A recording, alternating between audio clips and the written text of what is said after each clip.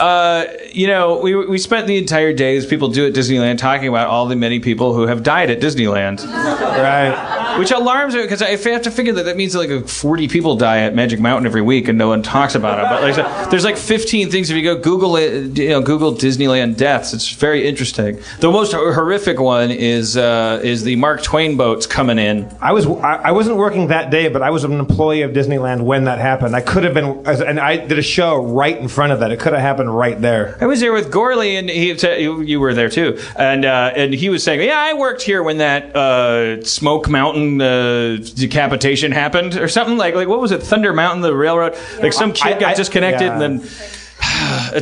Break his neck. There's two groups of people: the people that know what I'm talking about, and the people that are like, "Get to your fucking point." I'm sorry about that. I want to describe the one Disneyland death that is amazing to me. Yeah, it's the Mark Twain boat coming in. It's so gross.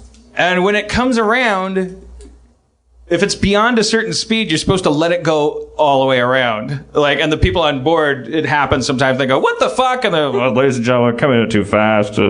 Wouldn't want a horrible thing to happen, so we're going all the way around." And I'm sure everyone's like, "Fuck you, you fucking dick! Also, I got a fast pass to fucking Green Lantern's asshole. If you've ever seen, I gotta be there at 10:30, or I'm gonna fucking lose the time of my life. You're fucking around with me, you fucking bureaucrats." What they don't know is that what happens when you don't do that is this. The riverboat came in a little too fast. The manager on duty didn't know enough to I think he was not the regular guy. I'm not sure how much is apocryphal, as you say, a word I learned from you, how much isn't. But I read this on many websites. And they had animated GIFs on the side that were like but skulls that had mouse ears on them. So I think this is the real story. The riverboat came in. They tied it off, even though it was coming in too fast. The rope went taut, and the first thing that happened is how are you supposed to say tout? Taut. You say tout? Tout. No, a tout is a guy that gives you tips at a racetrack. Bagel. Fuck you guys. Honestly, if you're gonna teach people English, I only ever read these words. I never heard anyone say them. My mom never said tout. Taut. Tout? I read it. I know what it means. Dan still says bagel. It's a bagel. It's a bag. The first three letters are bag. You put shit in a bag. You guys are dicks, you know. I just don't get it, and one day you will. The rope stretches across. It goes hanky panky. That was embarrassing. I'm sorry about that. Across the shins of the guy who called for the tying off of the thing, snaps both of his shins in half because it goes so tight. That's chapter 1. I wouldn't even mention this story if that's all that happened. The rope then pulls on the metal cleat in the dock so hard that the metal cleat uproots from the wood and slingshots at the speed of sound across Disneyland and explodes a dude's head.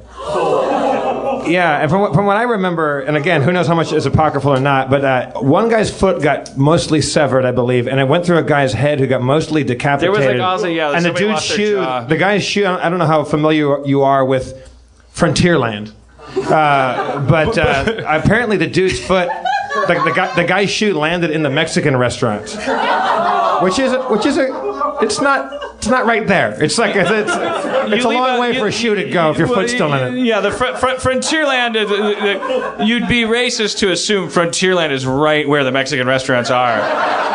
It was in a civilized, it was a Tomorrowland adjacent Mexican restaurant that served only progressive Mexican food. They had hologram refried beans and laser churros. Laser churros. Anyways, you've left out the important part. That wasn't the shoe had the foot still in it. I believe so. The thing went through a guy's face and knocked his head off, and there was blood everywhere apparently.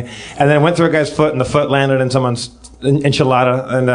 And then it's in the news for an hour. because Disneyland owns the entire goddamn world, and that they go, hey, everybody, you can run this for 24 hours, and then if you run it again, we'll shut you down. Like what? By the time the newspapers ran it, the story was that Disneyland had a new severed foot world. They had created a whole mythology. There were costume characters. There was a mayor of severed foot world. There was a new ride. Mark Ruffalo was there. Everyone was pretending to have one foot, and they were singing a song that was written by Randy Newman. It was they were there. It's a dystopia. It's a dystopic. You nightmare. got a foot in your food. You got a foot in your food. I don't need no foot because I'm not in the mood. I said you got a foot in your food.